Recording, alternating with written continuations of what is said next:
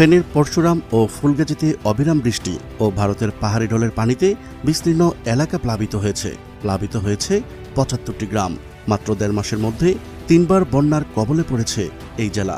মহরী, কহুয়া ও সিলোনিয়া নদীর পানি বিপদসীমার ৫৫ সেন্টিমিটার উপর দিয়ে প্রবাহিত হচ্ছে। ফেনী পরশুরাম সড়কের কয়েকটি স্থান কোমরসমান পানিতে তলিয়ে সড়ক যোগাযোগ বন্ধ হয়ে গেছে।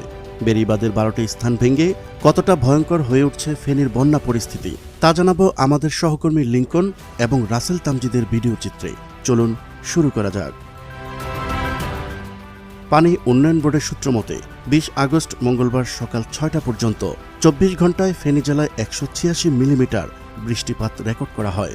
ফেনীর পরশুরাম উপজেলায় বন্যায় আগেই বেড়িবাঁধের ১২টি স্থানে ভাঙনের সৃষ্টি হয়েছিল। কয়েকদিনের অতিবৃষ্টি এবং উজান থেকে নেমে আসা ডলে পরশুরাম উপজেলার পৌরসভা এবং ৩টি ইউনিয়নের প্রায় ৪০টি গ্রাম বন্যায়